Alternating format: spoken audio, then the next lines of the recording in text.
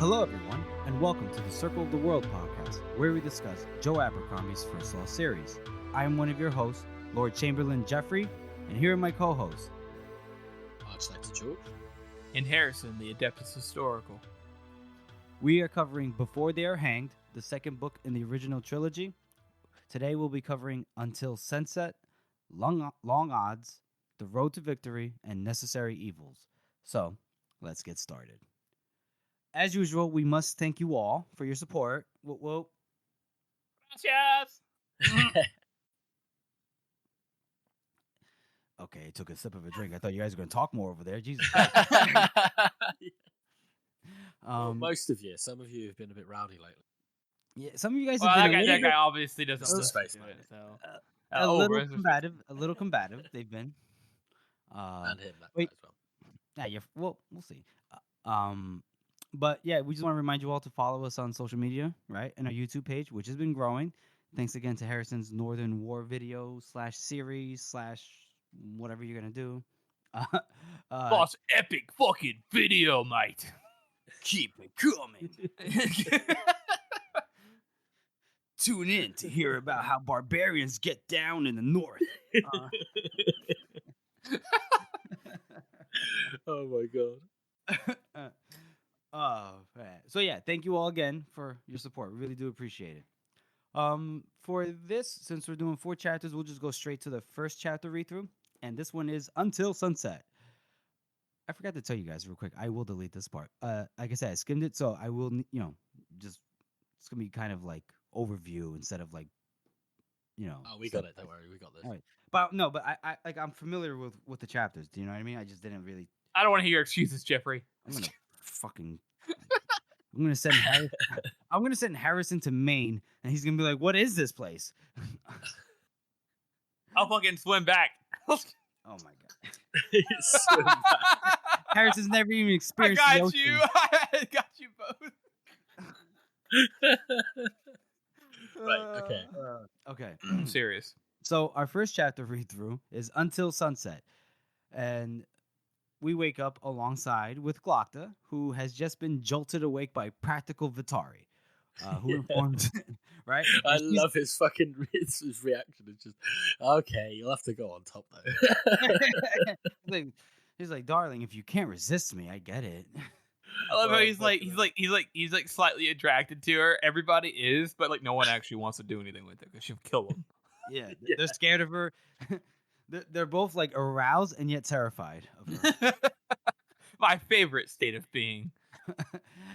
Harrison has a kink. It's the redhead. Listen, I'm with you there, buddy. I get it. So Vitari is basically informing him that the Gurkish ambassador is here, and he is speaking to the ruling council.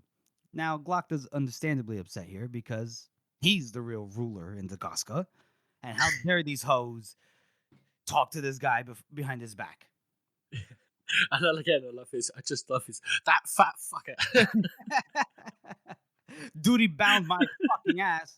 Yeah. I love how Batari just like casually wakes him up. She's like, "Hey, by the way, this thing's happening." Like, and he's like, "Why do you tell me sooner?" He's like, "Oh, I don't know. Found out about it." So he runs up there. Well, as best he can. He limps Fucking- up there. And he opens the door and he sees. I think Jeffrey can probably say it. Not Jeffrey. Don't say it, Jeffrey. George can probably say his name best. Oh yeah, I'm not doing it. They meet up with the ambassador. George, take it away. Man, I have to find it again. Man. What you said it so Shabed fucking... al Islik Burai. Yes, that guy. That He because I'm he not trying to is- butcher his name. absolutely, he's the epitome of like the ambassador of as a representative. He walks in, everyone's like, "Damn, that guy must be important." He's got the fucking big ass nose. He's standing upright. He's got the nice clothes. He's got it all together. He's got the bling. He's got the drip, bro. He's got the drip. For our on young the- viewers, he's I got the would- drip, and man, he can get the riz if he wanted. You know. That's hilarious. I literally typed down. I was like, "This guy is a pompous ass," but all right, yeah, whatever. He's got the drip, as the young kids say. They say We what should- now? Yeah, the drip. Let me handle that, my never boys. heard of that. Let me handle that. All right, that- he's got the drip and he's got the riz, if he so pleases. Did you say the Riz? The riz. Harrison. lost. Yeah. It George- just let me handle it. Just when I use those terms, just it's for our young viewers. Oh boy. I definitely Anyway. will not be embarrassed of this one day. Yeah, sure. You're right about that. We should note that it's only Eider, Visbruck, and Korsten Dan Verms there. So Old Man Verms isn't there, and neither is Katia. Because Glock just knows that it's not no way it's them, you know. Yeah, because one's decrepit and basically unable to move, and Katia has way too much honor to deal with the Gurkish ambassador. Yeah. And I love how he just comes in, looks at the emissary, and then just starts telling off the ruling council like he's not even there. Like, what the fuck are you doing? Seriously? Oh, and he's like, whatever you might have heard, I'm in charge here. He's like, I'm sorry for my late arrival, but no one told me that you were coming. And then he just looks at Visbruck, and Visbruck was just like, do, do, do, do, do, do, do. He's not even twiddling his thumbs under the desk like, ooh. I was honor bound. Well, he says that afterwards, but yeah, he says I was duty bound. And then like the ambassador and Glocta get into it a little bit, right? Glocta is, the ambassador goes, we have so many men that they will swarm over the Goska before the like whatever, like that fucking 300 shit from Xerxes. He's like, we will block out the sun. Yeah. 20,000 spears. And Which they is have, just what, a ridiculous fraction. big army at this time, I think. Oh, I imagine, right? Well, I mean, Oh, here we go. I'll get into it later. We'll talk about it later. No. Get into it now. Get into it All now. Go right, ahead. all right. The armies are really big in the circle of the world because the Kanta is a huge continent. It's like it's like if the entire top half of Africa was more like the Middle East, and it had the population of that. And so, and they're all under one banner. I mean, there was a fuck ton of people at the time, and the circle of the world is a pretty compact place. And so, I mean, the Union has a lot of people too, but if you notice, they're not as many as the Gurkish do, because the Gurkish casually bring up 20,000. Oh, and then they have, later on, they talk about there's 50,000. So they casually bring these numbers up, which is why I am very easily to believe that the Union at full strength is like 100,000. And do you know what? There's actually precedent for this, because like during the Crusades and afterwards, during the several wars, the West and the various empires that cropped up there, that this would be the way. Like there would be easily 5 times more of them. Yeah, So and 5 times more. And if you think about it, the reason why there Easily. aren't that many standing armies like that size in the medieval time is because everyone was so divided. And this isn't in medieval time. The Union's more like the Renaissance, which if you united the entirety of of a nation around that time in Europe, there would probably be close to 100,000 troops going to fight. It's just that everybody was so broken up at that time. Okay. So we're when the ambassador is talking all this shit, we believe it. Like he's not just pulling it out of his ass, right? He knows he's won. He's just trying to be like, listen, guys, you're fucked. So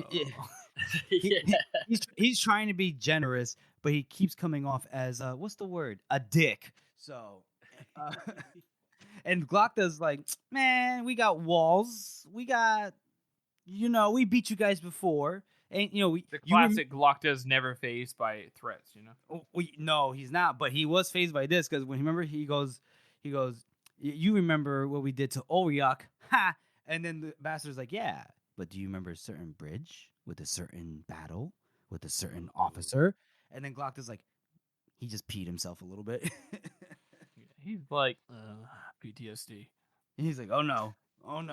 I remember the spear entering my back and being surprised. Mm-hmm. So basically, Glocta does he doesn't equivocate, but he does say, you know what, Ambassador, I'll think about it and I'll get back to you. Okay?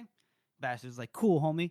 And then Ambassador leaves, And then Gloctus just rips into the three, Eider, Verms, and Visbrook. He's like, "You motherfuckers."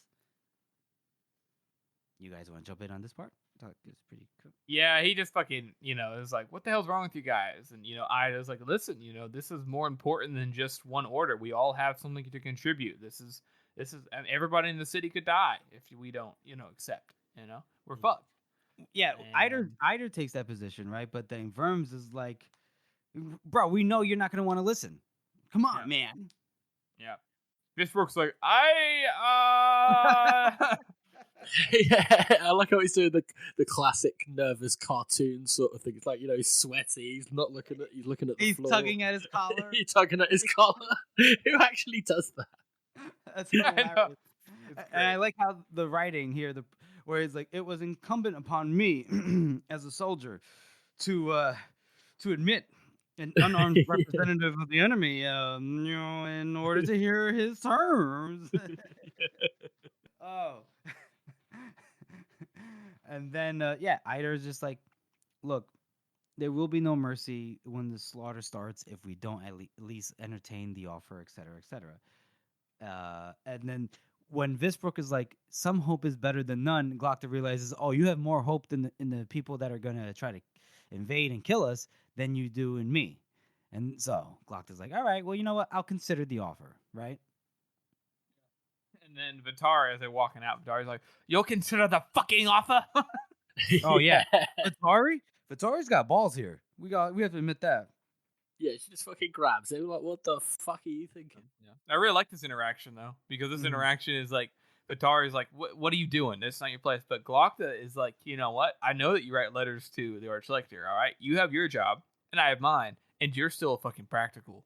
He just tells her off, like, fuck off. I make my own decisions. You are still under me. I don't care what you write to him. Yeah. Yeah. And then turns around and says, so, Severod, did you get the bastard?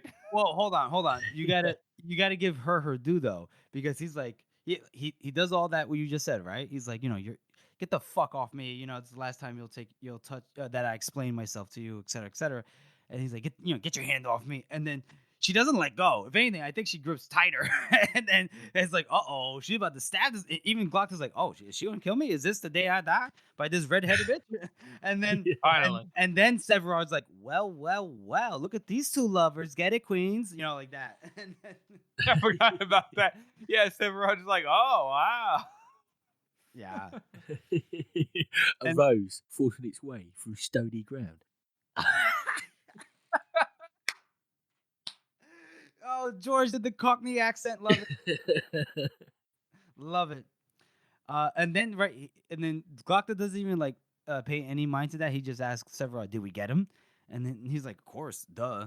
And then he's like, "Well, Vitari, would you like to see, since you're all up in my ass about this?" And then we find out that George, can you say his name again, please?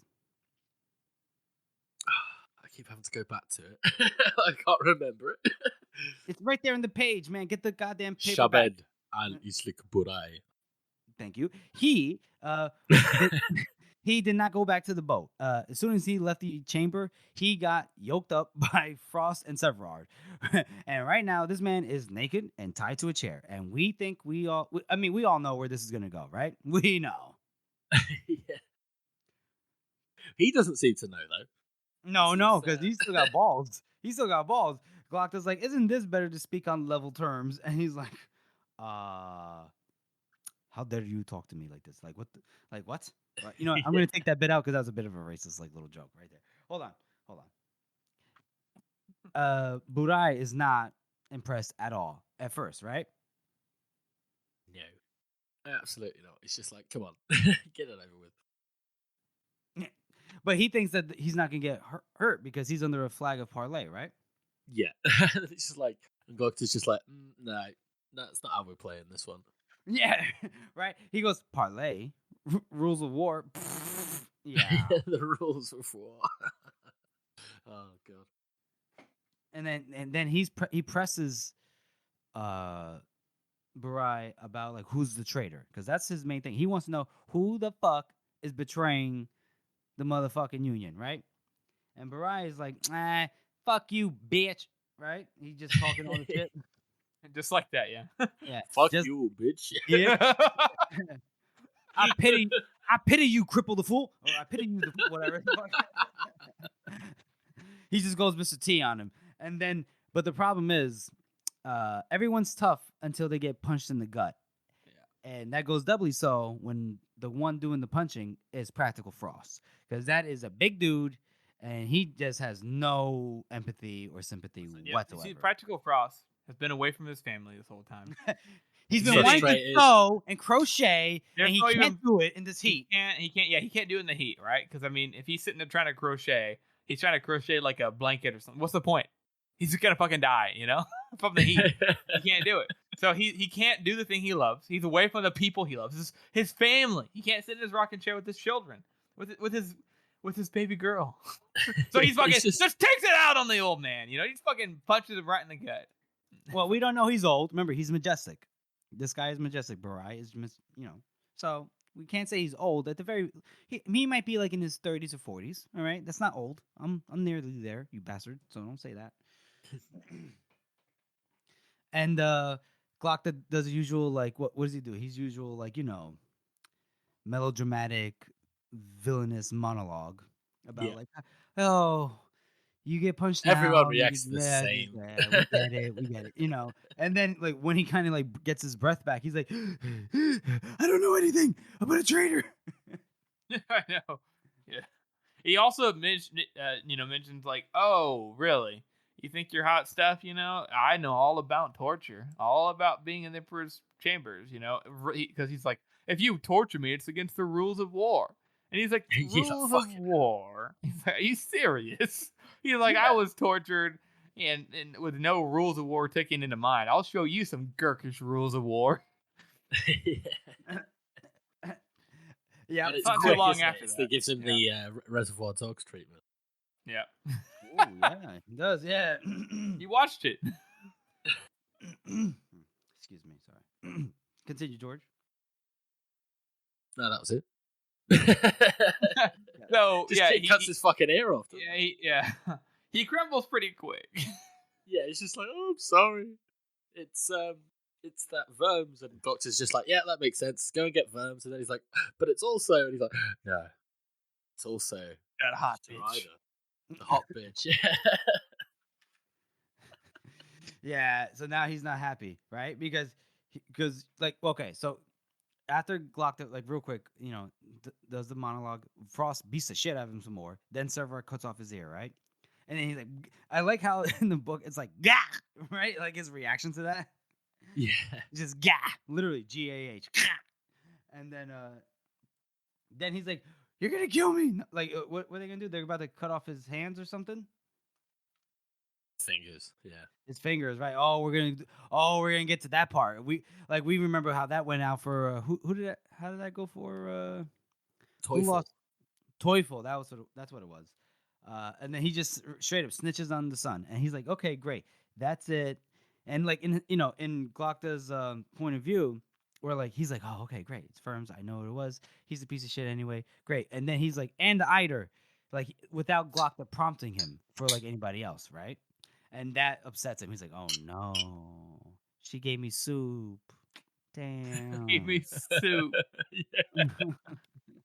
It was the one person that he hoped it wasn't. Right. Yeah. Yeah, deep down inside, even though he didn't trust her, he hoped it wasn't her, right?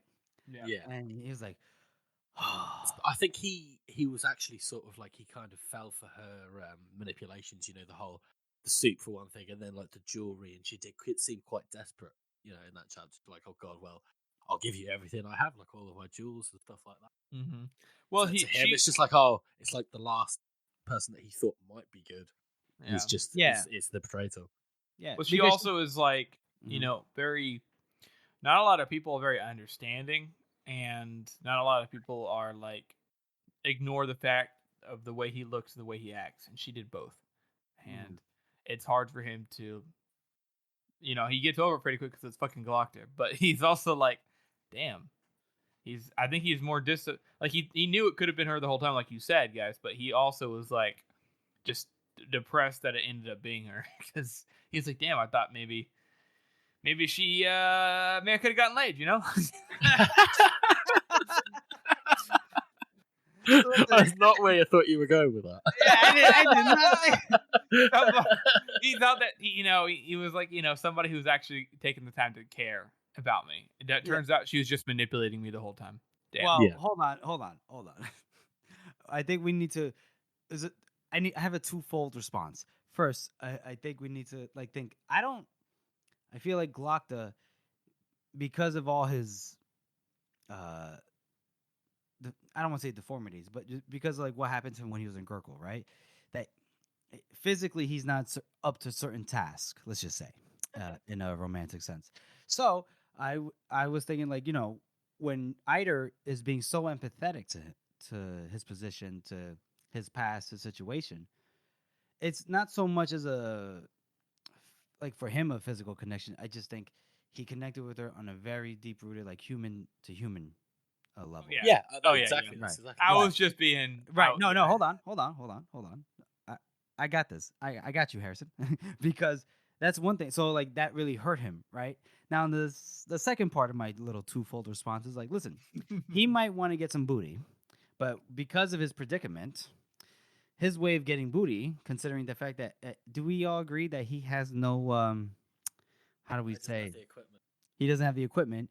Maybe Eider has to be the one to do some 3-finger thrusting there.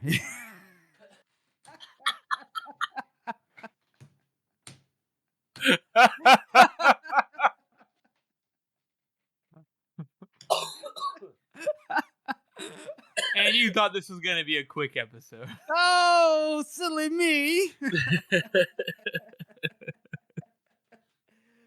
Oh, shit. And on that, we end the chapter with Glockta being despondent and telling Frost, you know what to do.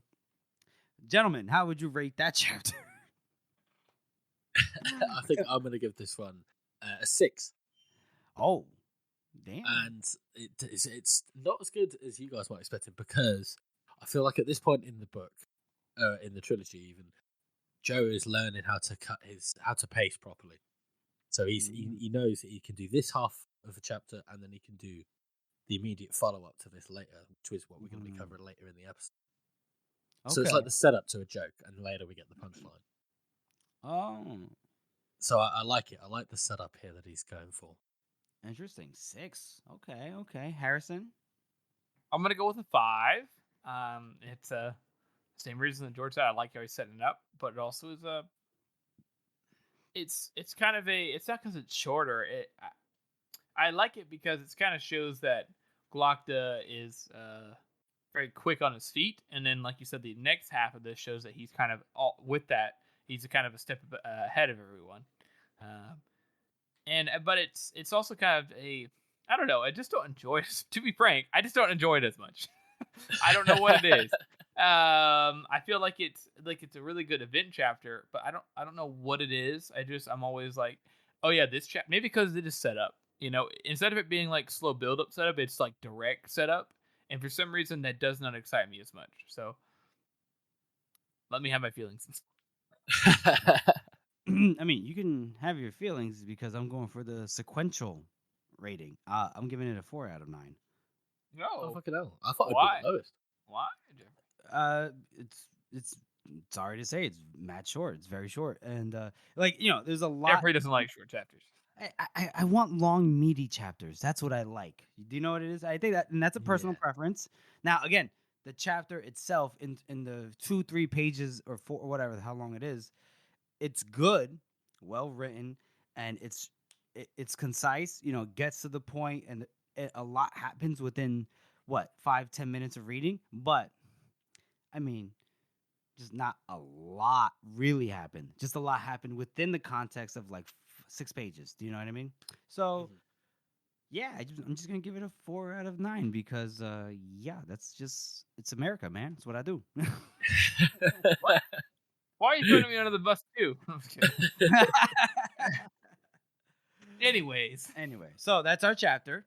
And I'll pause right here because I need to move my headset because I gotta take off my shirt. It's getting hot in this goddamn room. Hold on for a second. Getting hot in here. Take off all your clothes.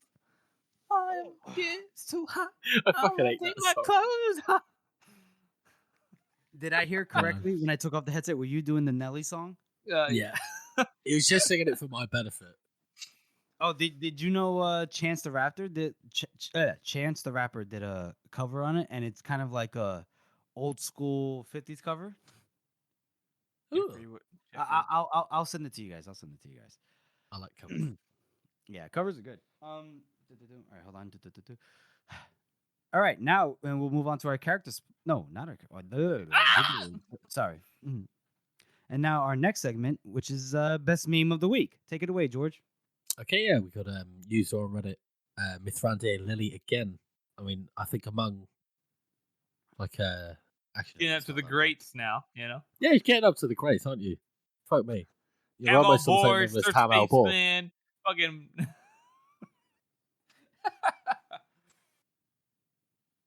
And the meme this week is it's just that puzzle piece meme. Nikomo Koska, famed fourth soldier of fortune. And the one piece they complete him is a drink. It never fails. That meme. It never fails. Is that a drink? Is that a And I will say, honorable mention to before the hang chapter that George did, because that one did it very well. Self-aggrandizing as it did. But anyway, I was going to say, I was going to hope that was going to get to the top of the week. It was only one day ago, and already has 80 votes. Okay. Yeah. Well, first, hold on. Let me ask you guys. Can you guys hear me? By the way, real quick. Yeah. Yeah. Is it a delay? There was a little bit ago, but it's a bit better now. It's better now. Okay. It's because I opened the fucking meme. Every time I open something when I'm on the call, it starts lagging, and I'm like, all right, quick, what is it? George, I'm definitely gonna buy you an Ethernet cord. I'm doing it. No balls. Bro, it's 4 floors. Dude, it's gonna be a 400-foot Ethernet cord. Then you think I give a fuck? Anyway, hold on. So I'm gonna pretend like hold on. All right. So is the Puzzle Man meme? Is that like a popular thing that's going on nowadays, or what? I don't think I've ever seen it before. Yeah, I've seen it before. I meant to be clear. I meant the Casca needing a drink aspect of the first law. It never ceases to get people to go, yeah, I fucking love that. Yeah. Oh, okay. That's true. That's very popular. Okay. And by the way, I just want to let you guys know, I actually just peeped the Reddit page, the House of the Meme Maker page, and I just see what George posted. George, that was you. Wes heard laughter from the tent. That was you. Yeah. That is fucking.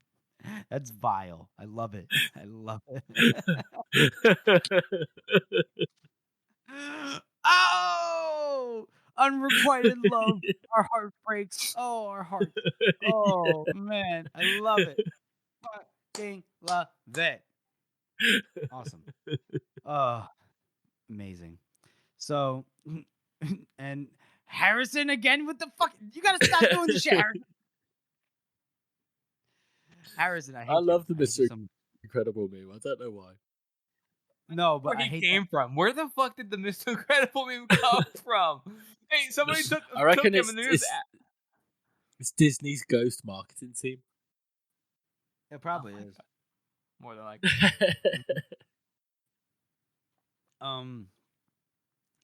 Harrison always distracts me with it when he sends memes in Discord. Right, so yeah, thank you very much, Mithrande Lily, for that. Mm-hmm. Thank you very much. To you, Jeffrey. Can you guys hear me? Yeah, I can hear you fine, Jeff. You can hear me fine? Yeah, I can hear you. Okay. Just making sure, because I feel like I was kind of talking over.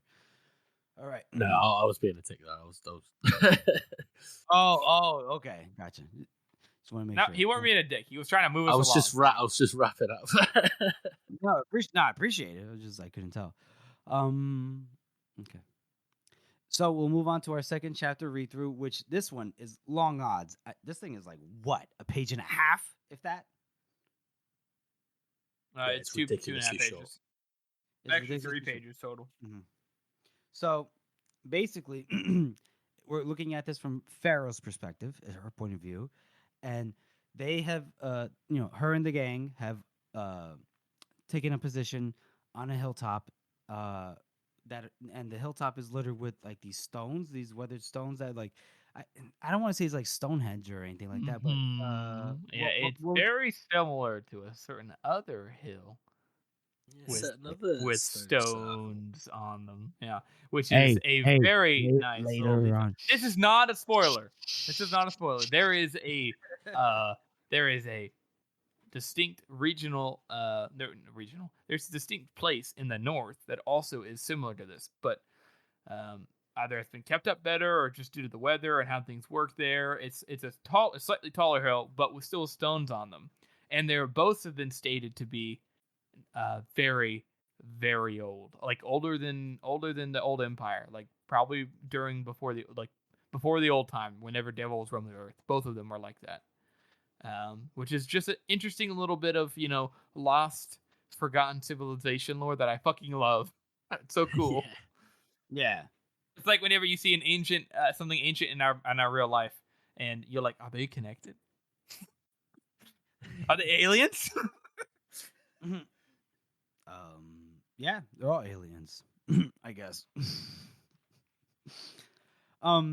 So this part right here is where basically they realize that they're gonna have to make their stand, right?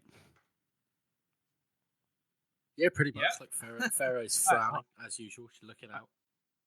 All right. I feel like there's a bit of a lag. I can't tell. So I'll do a roll call real quick. Roll call. Roll call. Good. Okay, so I guess we're okay. I don't All know. right, just want to double check. I'm Right. getting crazy. No, it's Jeff. because I think it's because we normally do that anyway. We normally wait a second between answering just to see if the other person is going to answer. Okay. All right. Yeah, that's true. That's true. All right. So, hold on. So the gang, Just chill, you know, they're I'm joking. all right. All right. I'm editing So the this gang- week, so I've got to cut all this shit out. Fuck. That's all on you. Yeah, you're editing this shit. You're fucking editing. I'm fucking taking this over. I'm taking it over. So Harrison, go. shut up, Jeffrey. So What? I will fucking mute you right now. Logan and Pharaoh are chilling out. And it's from Pharaoh's point of view here. And Pharaoh is, looking on like the wind. Fuck this wind. She's looking out across the field, and she's like, oh, they're getting close. And Logan's like, how close are they coming? And she's like, yeah, they'll probably be here tonight or at dawn. And so they decide together they're going to prepare the ground. And Pharaoh right here seems to be much more conversational than she normally is. She's like, okay, that's how we're going to do this. And it's presumably because it involves killing and surviving. And so they're both like, oh, we're in this together, which is nice to see. But we'd skip a little bit of time, not too far. But Pharaoh's been talks about how she dug graves for all of her previous companions, lovers, whatever you can call a friend. She's always dug a grave for them. That's just how it is. She's mentioned this before. It's in her first chapter in the Blade itself. It's something that she actually maintains as a tradition that she does. She always digs graves for her comrades. So she figures is like, oh, you dig well, and she's like, yeah, I guess so. Lots of practice. Lots of practice. I love how Joe's characters do this as well. Like how he they go into these long inner monologues when they're doing something boring. Yeah, we all do that. I do that for sure. Themselves. And it's just like, you could probably picture this just like, the sound somebody digging and then just like thinking about this all the time. It's just incredible. Yeah. Yeah, I mean it's very realistic too. I think most people probably think of this kind of stuff whenever they're, bored. They're doing something menial or a task that has to be repeated over and over again. But they're doing this for a reason, right? She's digging. Yeah, she's digging to prepare the ground for the opponents, which we'll find out later what they're actually digging. But yep, exactly. But basically, they talk about how there's 13 of them, 13 people coming after. That's what she can see. And Logan's like, man, well, it's like and she's like, well, what is it, like a it'll be 4v13 if the navigator comes, and he's like, nah. He's like, no, navigator's probably not going to show up. And she's like, well, what about Quiet? He's like, no. What about Chazal? Well, I doubt he's ever actually swung a blade in battle. She's like, okay, so it's 2v13. He's like, long odds. It's like, he goes, it's like very. And then I like this part where he goes, if you had a mind to run, I wouldn't blame you. And it's like, oh, he gets it. And she is like, I'll stick around. It's like, damn, Pharaoh. All right, get it, girl. Let's go. Staying loyal. And then Logan's like, he's not gonna like beat around the bush. He's like, I cannot say that I wouldn't need you. So great. And then she goes, if I die, you bury me, and then it's the other way around, right? And then he goes, what if we both die? She's like, well, I guess the birds are gonna fucking eat us. Yeah. Oh. It's a very touching moment, isn't it? Yeah, it is. Go ahead, George. Go ahead. Between these two fucking hardened killers. And they both just stood there and they both kind of understand each other. And they're just like, yeah, fuck it. Yeah. If it's the end, it's the end. But, could fight the fuck out of it. That's what you love that shit, George. You're always like, tragic. It's tragic. Tragic. Do you think there's any foreshadowing in this chapter, George? Quite possible. He said he does note the warmth of her hand. Oh, that's true. Oh, she does. Sorry. Yeah, she does. No, yeah, this is her perspective. Yeah, and the fact that she's also, warm enough to him now that she considers him a companion along with the others. She lists quite a few different people. She's like, companions, fellow fighters, bandits, lovers. A bunch of different people. That's seeing the human side of Pharaoh. Yeah, we see it poking through a bit. We see it here and there. We saw it in the blade itself. Yeah, but I loved it a bit in the blade itself. But I think this is the first time in before we get this sort of inspection from her. Very true. Because a lot of the time when we have her chapters in this book, it's I'm going to piss off the wind, or I'm going to fuck off and run away. Or yeah, it's so like it's good. It's like whenever she's actually having to deal with, like, we had a chapter like this in the blade itself where she actually has to sit there and think about how she feels about something. It's like, okay, I might die tonight, so instead of fucking being a bitch, I'm actually going to think about my actions and look at this person who's had my back and say, hey, I got you. And it's a very, like, it's touching. In a normal story, it's not very touching. It's like, hey, you're gonna bury me? Yeah, I'll bury you, bro. But inside of the story like this, with these kinds of characters, it's touching because we know who they are now. We know that, especially for Pharaoh, that's not light for her. This is very serious for her to say, will you bury me? Because that's what she does to her friends. That's how she shows affection. As bare minimum as that is, is she's showing affection by asking him to bury her. She trusts him as a companion to bury her, which is very nice. Right. And you have to imagine, like, the other people that she buried in the Badlands when we first came upon her in the blade itself, they were not her real companions. They were not friends to her, but that was just something you did to people that you traveled with, that you escaped with, or, whatever you had to do, you fought with. And, she even when Yulwei came upon her, if you remember, she was like, this guy was a rapist. He's a piece of shit. That guy's a thief. He's a piece of shit. But she still buried them because they were with her. They were her group. And here she's even going, I guess you could say, above and beyond, because I do not see Pharaoh asking a person like that, rapist or, whatever those scumbags were, hey, can you bury me? She's probably just expecting that they're not going to do anything like that. So that means there's an implicit trust that's being developed there with her and Logan. 100%. That's just my point. That's just my 2 cents. No, it's good. It's good. Interesting. I like it. It's interesting. Thank you.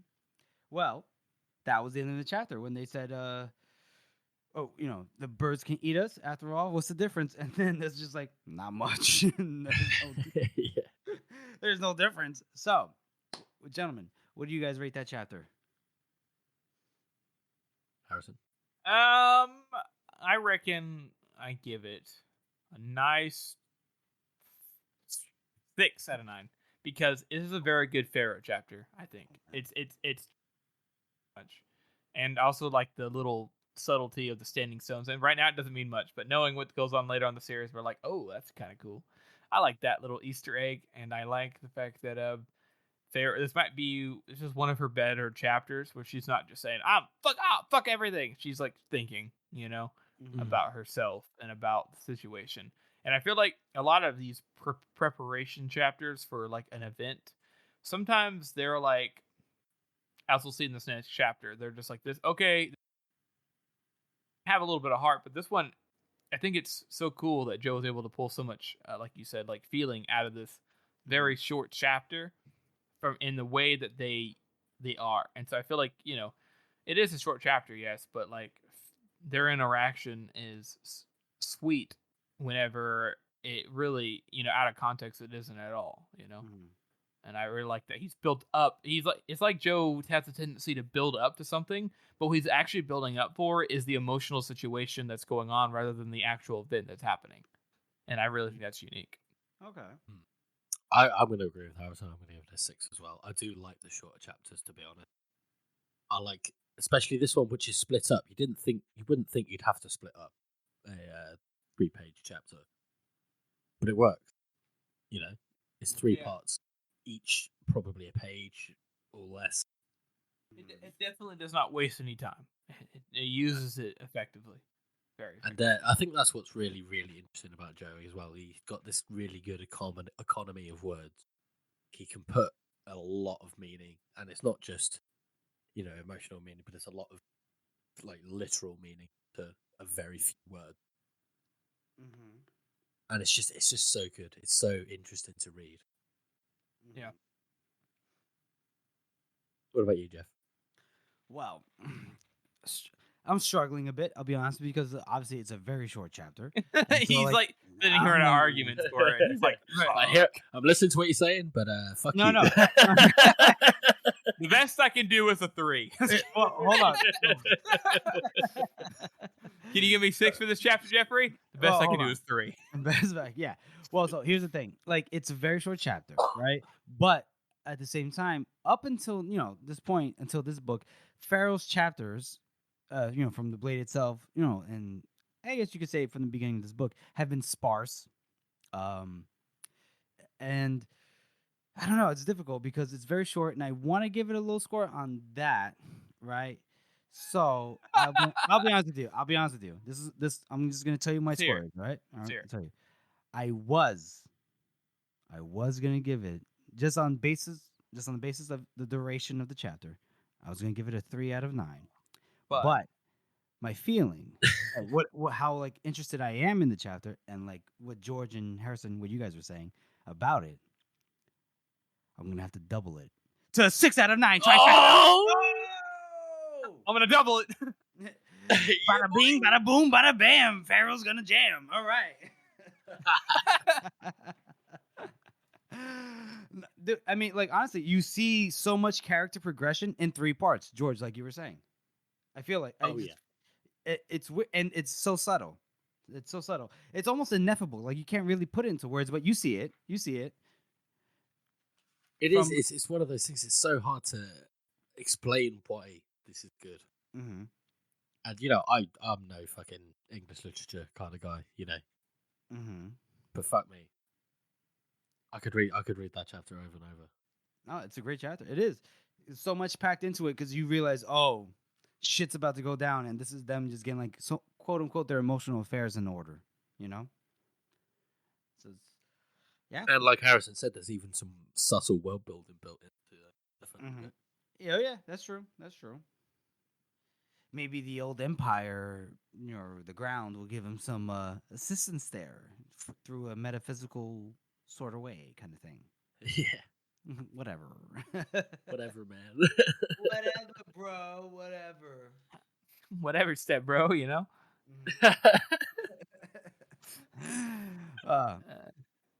So, moving on, we have our character spot, and it is the Gurkish dude. George, you want to take over his name? Shabed al-Islik Barai. Thank you. He really doesn't have that much time, right?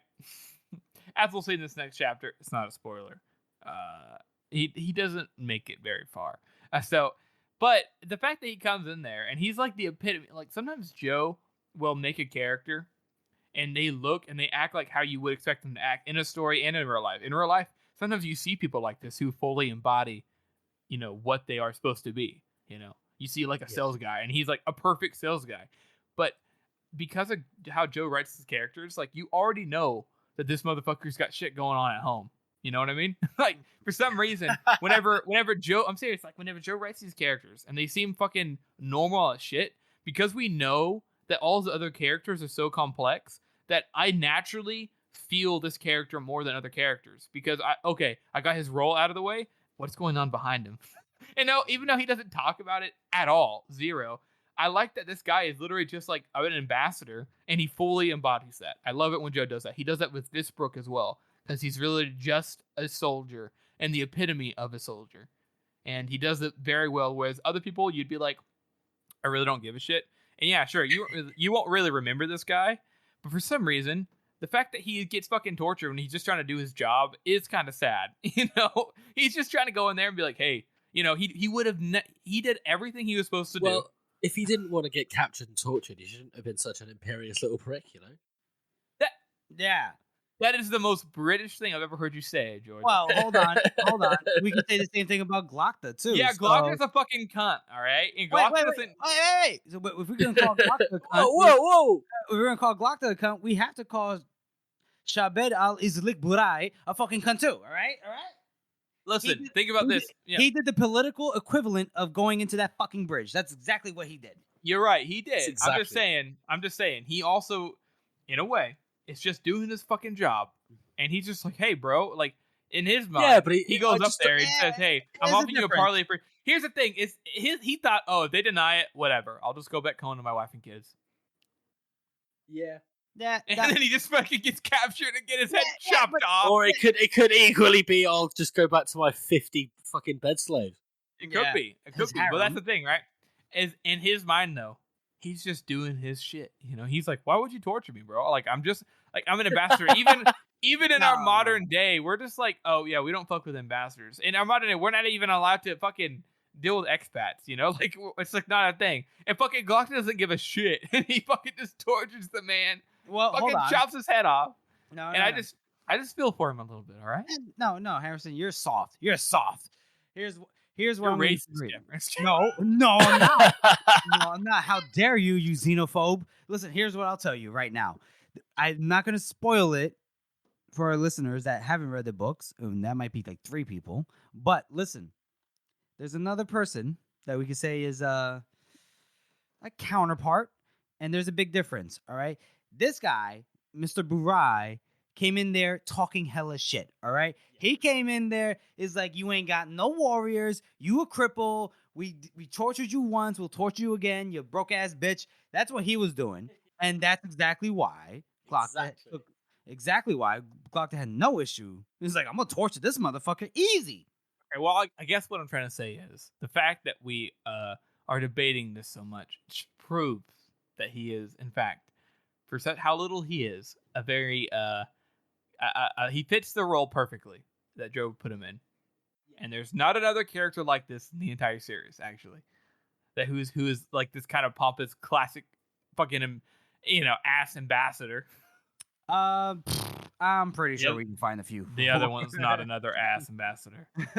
No, not the other one. The other one's cool as shit. But I'm talking about. I think we can find a couple pompous dickheads that like come in for one chapter. Come on. Oh yeah. Come on. Oh yeah. Fucking Lord Smund. Smund, easy. Smund is the mainstay. You get off of Smund. He sacrifices. Okay, we'll talk about it later. He sacrificed his hat. Big fucking whoop. Okay. Yeah, well, Lord Smund's a cunt, so what are you going to do about it? Anyway. That ends our character spot on a completely different character. That's just the way we roll, baby. Our next chapter read-through that we're going to be doing right now, it's called The Road to Victory, and this perspective is from Colonel West. You guys want Yes, We that's got- correct, it's- Jeffrey. well, Every was single hoping time we get to West, it's just pure frustration. It's just like, not this shit. I remember again. thinking, like, the first time I read the series, too, I was thinking, like, man, I can't believe this is actually happening. Like, lots of times in these stories, they're like, they're just, he convinces them not to do it, you know? Or, they do it, but then, they still pull it out. But this one, you're just like, God, they're fucked. Yeah. Mm. He basically just is sitting down, looking at the army, being like, holy shit. The King's Own, which they have, like, a regiment of, is, like, in battle order. They're, like, ready to go. Like, they're organized as shit, which I like. I mentioned it a few times off and on, but, like, the King's Own is actually, as much as everyone likes to dick on the Union for its logistics and its terrible fucking things that go on, the King's Own are probably the best soldiers in the entire circle of the world because they are consistently trained, trained, drilled. Their sole purpose is to fight. They have They're the a best standing equipment. They have the best, they have the best everything. They have the best everything in the entire circle of the world. So that's not dick on the King's Own. But everybody else, the levies, absolutely fucked. They're just old men, kids marching across this fucking old bridge, and they're just, a cart got in the way, and so instead of moving the cart and being organized enough to do that, they just fucking start climbing over it, which of course bogs everybody else down, makes everybody more tired. There's already stragglers, even though they're just crossing the river, and they were already at the river. So it's kind of a sad thing, and that's honestly what the first part of this chapter is. Him just sitting there like, oh my God, I'm so screwed. No, that's very true. And like you were saying about the King's Own.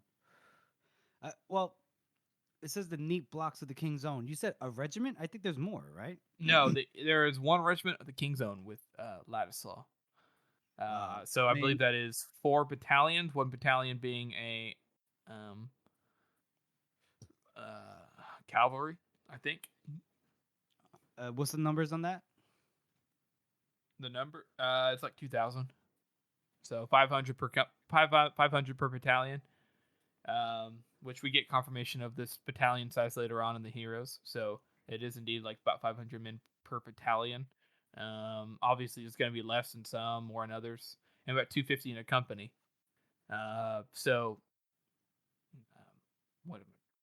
basically, there is about 2,000 King's Own, and then there is like 8,000 pathetic, sad peasantry militia, Oh, okay, so 2,000 King's Own, 8,000 levies. That brings the total up to 10,000.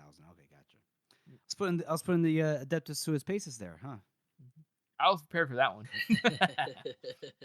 Where were you now? Watch our Great Northern War to find out about the Battle of the Covenor next time. Oh, yeah, you were already prepared. That's right.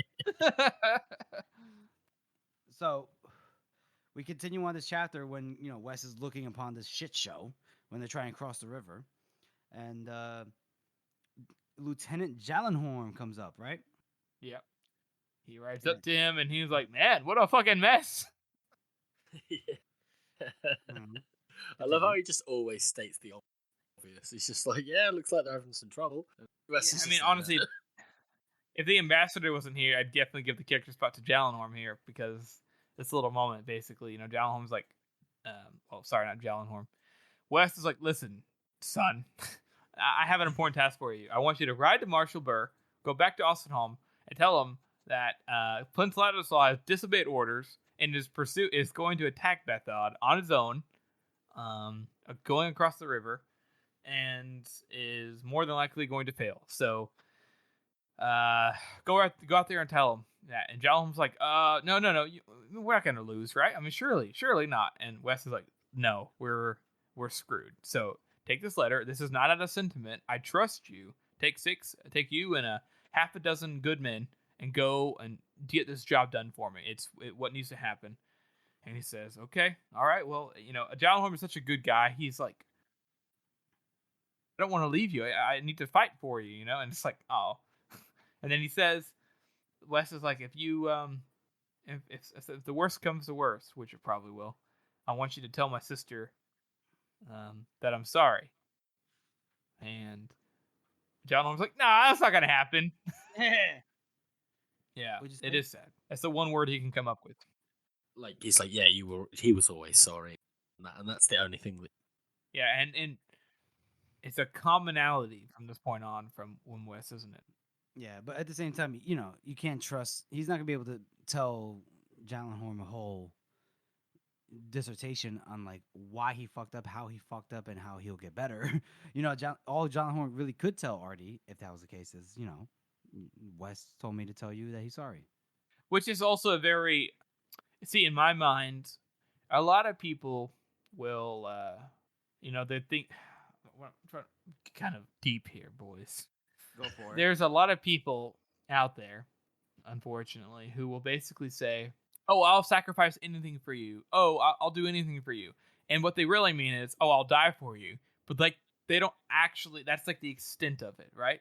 Is that they say, I'll die for you, but they don't actually there for you. They just like, they just have the idea, or they know how they're supposed to love you. Like, oh, I'll sacrifice anything for you, particularly parents. But really, how much are they actually sacrificing every day? And so when it comes to a cop out, I'm not saying Wes is trying to cop out. He's being genuine. I know he is. But at the same time, like you said, George, it's like, oh, if I die, it'll mean my death is worth more. But it's not. You dying and you living, doesn't.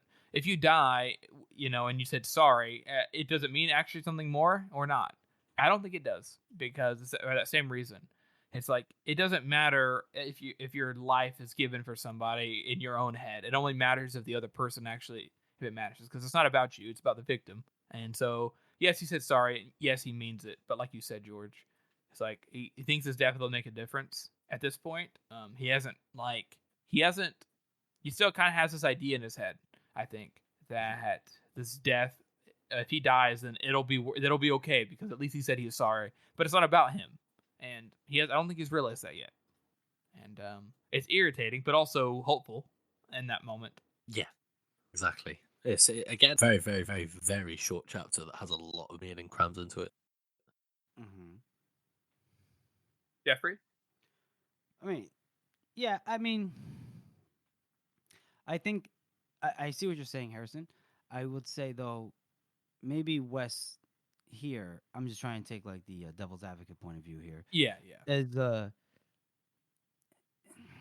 he knows that because he's tasked with being the guidance counselor for Prince Ladislaw, that it's probably not going to go well, and he knows that it's probably not going to end well for him, obviously, if that's the case. So he'll never get the chance to make things right in his way. Right. And there's only to a certain extent you can make things right with what he did. Yeah. Forgiveness sometimes is just really a matter of people just having short-term memories, and yeah. So no, like, I know what you're saying. Yeah, and like Wes, like he might be like literally asking for forgiveness. Is like seeing past the worst nature of his worst natures. If Jallenhorn is able to speak to Artie and everything. Yeah. But I think he's not trying to just just say, hey, I would do this for you, I would sacrifice.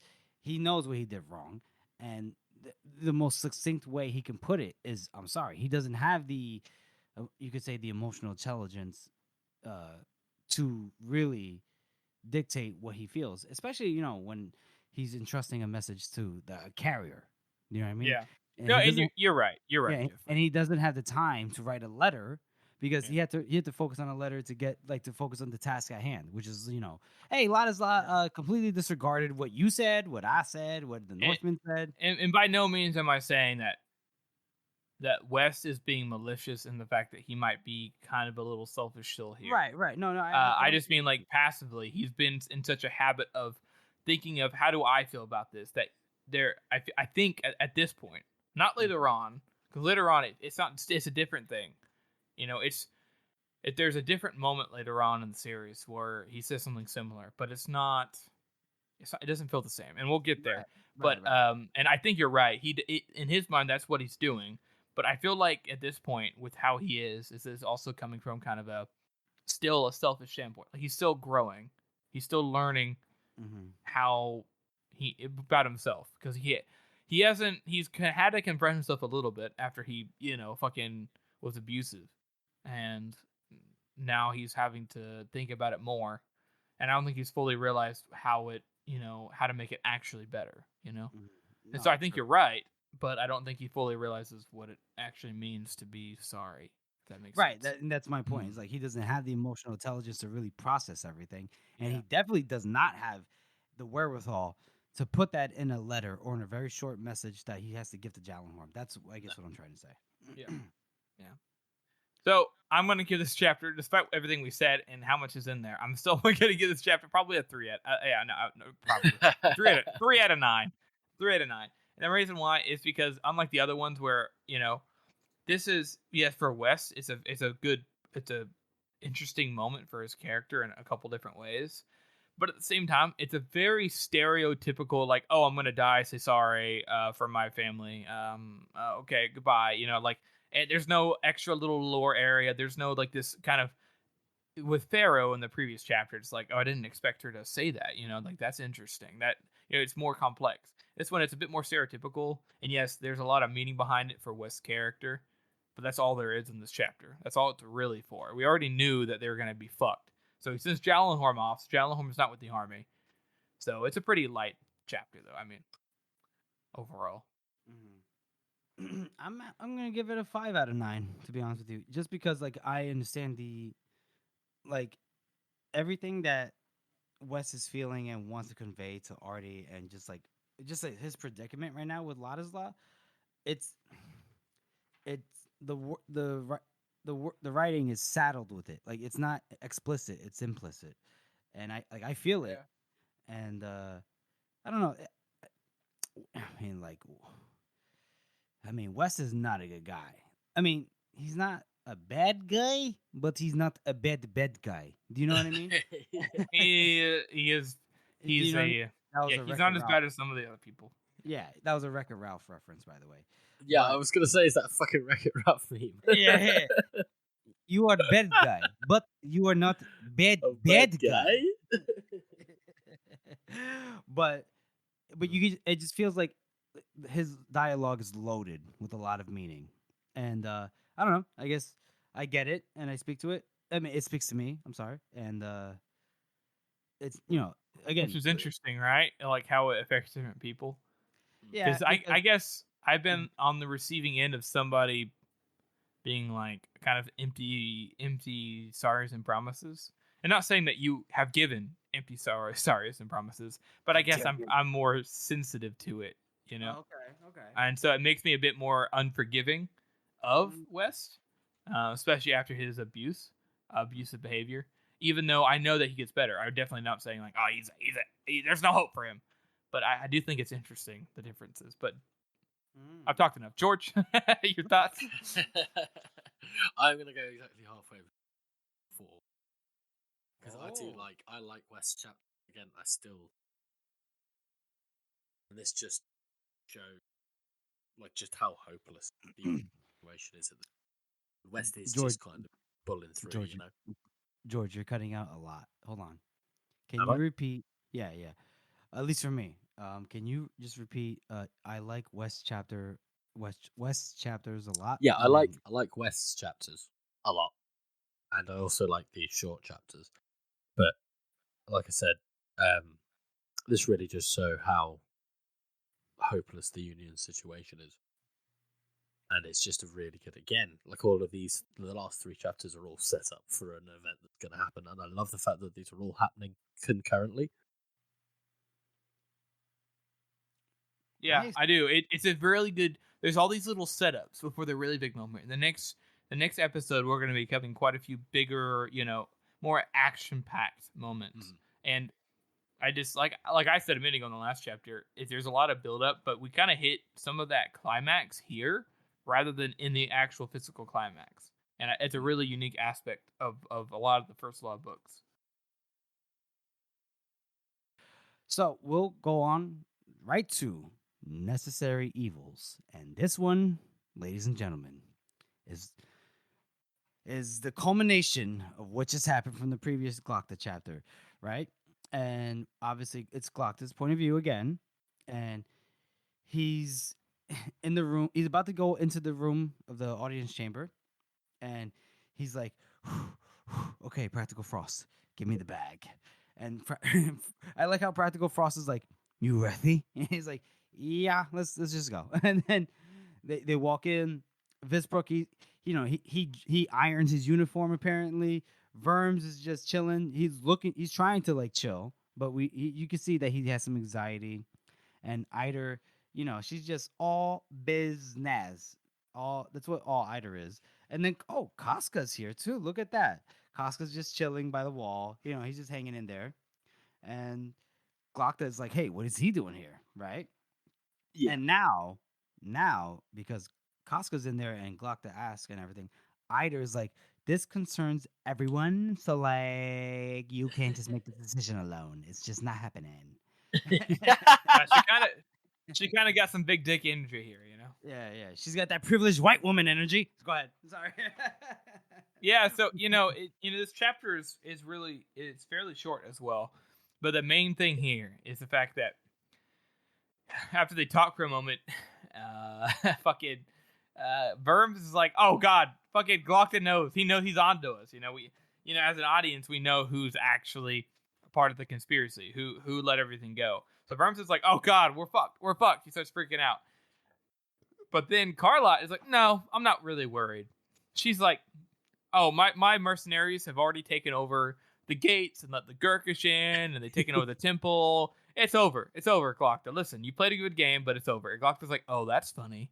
Because in fact, Casca is under my payroll. The Kadia has control of the gates in the temple, and the Practicals have taken over the palace. So what are you going to say about that?" Yeah. And Dude, Ida's like, it's a real Ocean's 11 moment, isn't it? yeah, dude, it is. And I love that Harrison hit the big points. But man, I wish it would have like went through the whole like he dropped the head on the table first. Verms went nuts. Visbrook is like, "What the fuck?" Yeah. Because Glokta's epic move here is not only the fact that he's actually been ahead of Ida, it's the fact that he also basically makes it clear that there is absolutely no hope. He had to kill the ambassador to show not just to them that he was in charge, but to show the Gurkish, like, look, we're not surrendering.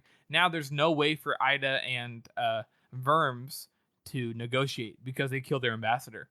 So there's no way, they're fucked either way. Exactly. He's put them beyond the point of no return. Yeah, which is genius. It's like a culmination of Glokta's genius. I mean, I'm pretty sure there's a bit in Sun Tzu that says, if you don't give your soldiers a chance to escape, they'll fight to the death. Yeah. If they're surrounded, they'll fight to the death. Mm-hmm. And then, what my favorite part is like, Verms is freaking out, right, when he realizes that Glokta knows. And he's like, "He knows." And then Eider is like, "Yeah, clearly he knows." And then he's like, "Well, then do something." And then she's like, "Of course, yeah. I've already done something." Yeah, Casca's already has sees the walls, the channel, all that stuff. So I can hear them just outside. "I'm sorry, Glokta. Really, I am. But just like this is just how it's gonna be." And then Glokta's like, Glokta just goes, pulls out his Uno reverse card. Yeah, he was like, "What? Draw 4, bitch." Yeah. And he looks at Casca, and then he's like, "Yeah, no, you thought, bitch, but it's actually Kadia, and Casca's in my possession and everything." And then here, because fucking Casca does the ridiculous salute. He's like, "At their posts on the walls, superior as ordered," and everything. Now Eider is just like, yeah. And so, yeah, Eider thought she had it in the bag, and turns out she did not. Because Glokta obviously took steps to pay Casca, double? He says it costs double to betray his employers, right? That's what Casca said once? So. Yeah, something like that. Yeah, something like that. So, he gives the gates to Cardia, and he's just like, "I'll open the gates when God himself commands it." "Do you have divine visitation planned?" Oh, no. Shit. Cardia being badass over here. And yeah, Worms gets cracked in the face by who else but other than Practical Frost, and they just carry him away, and they take away Eider, and Visbrook is just like, sir, Clearly, I'm here for yeah, I you. was I'm here for wrong. you. Yeah, yeah. I am a simple soldier. I will obey any order. So just let me know what you would like me to do if that was the case. And I also like, as a final note, that Costco's just like, yeah, he's just so chill the whole time. He's like, yeah, no, the Inquisitor's in charge, whatever. He's like, chill. Superior. Yeah, Superior's in charge. Yeah. He's like, oh, you want to put heads on spikes? Yeah, they never goes out of fashion. No problem, man. Yeah. Yeah, it's great. So I love it. So how would you guys rate that chapter then? Because obviously the chapter ends with them, shuffling Worms and Eider out of the room. Vitari being impressed with Glocta's, little whoopsie daisy there, and then they're about to get ready to to fend off the Gurkers. So how would you guys rate that chapter? I'm gonna give this one an 8. Ooh. Absolutely. I love the whole. We kind of get hints because we know he's got the money, and nobody else knows that he has the money. But we get these hints of what he's doing and how he's working. Because I'm pretty sure there's a point where he asks somebody to go and get Costco for him, and then they have a conversation like off screen, obviously at some point. Yeah, all right. But I like the way that we're kind of deceived and we're kind of led to believe that he doesn't have a plan. And he's just kind of walking into this like, here's a head. Fuck you. Yeah. But, No, I love it. That's a good point there too, especially with the setup, because he kind of reacted. So, he was blind walking into it as a setup, like they were talking to the ambassador already, and so it kind of gives you the impression like, oh, Glocta's not prepared for this, like he wasn't prepared last time. And I like that setup. The only difference in this is like one of the few times that I would, and I could be completely wrong. You guys tell me if I'm wrong, but I think it would have made a more impactful moment if it cut off where they said who the traitors were. So we don't know who the traitors were in the previous chapter. It feels very cliffhangery for me. I'm not. It is, but I know. I feel like this chapter would have been a little bit better if it was like, oh shit, they're the traitors. Like Glocta figures it out. But we know that from what the ambassadors just said in the. No, that's what I mean. To be clear, I'm sorry. On the previous chapter, when the ambassador says who it is, I would like it if he said, "Oh, it wasn't." He doesn't. You don't get to hear as an audience who the two traitors are. In fact, you don't even know it was one of. He just says, "Okay, I'll tell you. I'll tell you who the traitors are," and then it ends right there. I feel like that's the only time, one of the very few times in the books that I'm always like, oh, I wish that would have been so cool, because in this chapter would have been like, holy shit, what? He comes in with the head and he's like, I know you're the traitor and I know you're the traitor, and you're like, what? How? But that's also like a very little thing. So my score is 7 for the same reason George said, just a little lower because I think I feel like it could have been more intense, but that's also me being, me. Okay. Jeffrey? Okay. Well, I'll give it a 6 out of 9. I gotta give it a somewhat low score just because it's a short chapter. What are you gonna do? But I mean, I think it was a culmination of the previous chapter with the interrogation. I liked that that the ambassador told us who the traitors were in the previous chapter, because that means Glocta had to process that information, plan ahead what to do with that information, and obviously we don't know what it was exactly that he planned, like how it got put into effect, but what we don't see is how he processes it, especially when it comes to like the revelation that Eider's the traitor. And that obviously should come into play later on. But I did like that because I feel like that was enough of a, I could say, cliffhanger,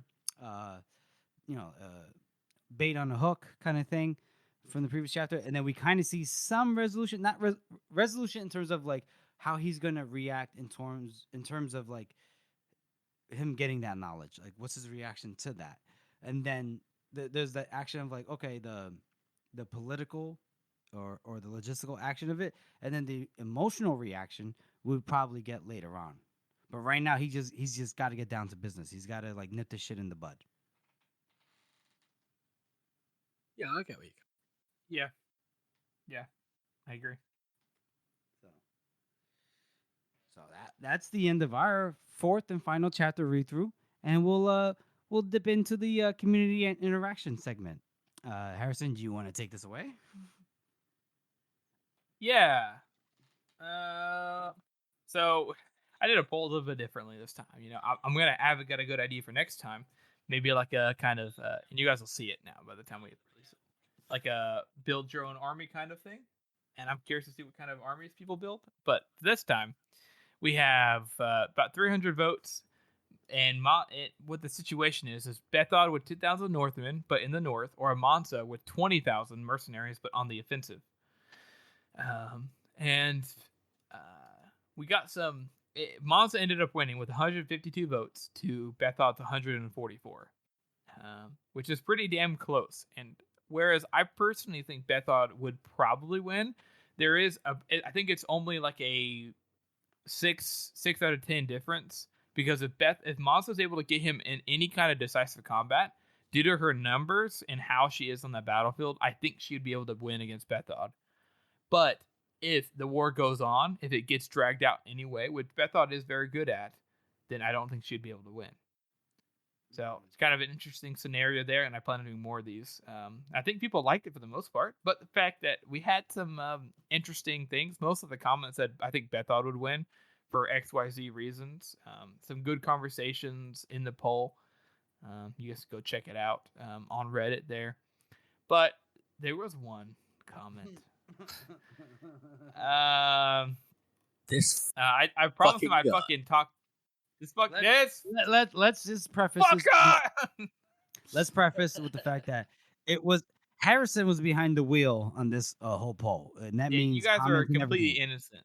Yeah, that's all Harrison. That's all Harrison. Yeah, I was completely behind the wheel here, and he says one of these fuckers says, "Does Monza personally have any experience leading men in war?" Just the question alone doesn't make any sense. Did you read the fucking She book? led 1,000 swords. I know. She led 1,000 swords at its peak, having over 10,000 men. And this is what I said, plus Orso's men. It like over a course of I believe it's like 5 years minimum that she led them, and won. She never lost. So yeah, she's got some fucking. And he says, this guy says, nice answer, but it's all hearsay. Ain't seen shit from her. 1,000 swords sounds like a little military band, even though I just said it was 10,000 men. I've seen the book users with more friends than that. The Immortals will at least 10,000 strongs, and they are just as elite as a huge army. It's not hard to be unbeaten if you've never fought no one. Who's she? And he's like, who's she fought? Blah blah blah blah blah. Who's she? What has she won? They point out, I believe it's like 5 battles that she won completely on her own in Styria before the start of the book happened. She won 5 battles, in different sieges and actual field battles. And then when she fights with Duke Rogan, she fucking is the one who makes the right call. Then she also beats the fucking Union 3 times in a row. And if somebody says, "Well, she hired out, she sent men to go fight it," what? No, she didn't. She fought it. Everyone says, "Oh, she fucking crushed us." We had no chance. Basically, she fucking beat the Union 3 times in a row. An army that is typically unbeatable for the most part, she beats on home turf, sure, multiple times. And I had to give props to our good friend, the Bloody Niner, who came in because I was at work, and this guy is an idiot.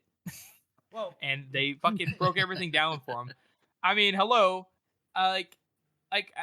this guy obviously hasn't really read the books or something. I don't know what the deal is, because she's got no real battle prowess. She's known as a snake. She ain't shit but a brother fucker. I'm pretty sure he's just a misogynist. But he's basically saying that everything in the entire series that's about Monza is fake and hearsay, which is basically somebody saying the Earth is flat. So take that as you will.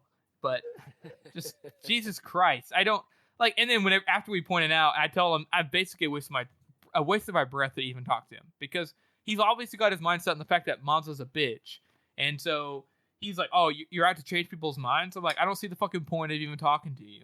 He still goes on. He's still talking about how Bethod is an easier proper warlord. He hates Shivers too, by the way, which I know our fan base loves Shivers, and he hates Shivers too. He's clearly just a fucking cunt. All right. So I think I need to step in here. Obviously, Harrison is a tad emotional here. We see that. I do think this man took it literally when he reads 1,000 swords. As in, does he really think it's 1,000 people? Even if it was, it doesn't make any sense because I even said it's 10,000 men. He doesn't know how to fucking read because apparently he doesn't remember anything from the books anyways. Harrison, let's. How about you take a sip from your sippy juice real quick? I fucking still reserve. Still reserve. Oh yeah, the guy just seemed like he had a vendetta against Monza and Shivers. As to why, I don't know. Maybe he's just not a fan of brother fuckers who like to stick their fingers up somebody's bumhole. Like I don't know. What do you want me to do? I don't know. But yeah, he's a goofball. George, what did you think about this? What did you think? I'm staying out of it. What did you think about the poll? Oh, I loved it. It's a good poll. Whoa. Hold on, George, time out. Harrison, you call no one a pussy here. All right. You haven't even seen the ocean. What do you know? All right. I've seen the ocean, you fucker. And pictures don't count. I've been to Hawaii and Oregon. Jesus, bro. In your dreams, really? That's Harrison, the wrong ocean, dude. It's the wrong. If it's not the Atlantic, it doesn't count. George, what were you saying? I'm sorry. Yeah, it was a good poll. I enjoyed it. I actually agree with the result of the poll that Monza would have won. I think really? she's not really? Going up there without being prepared. That's true. See, yeah, that's a very good point. That's a very good point.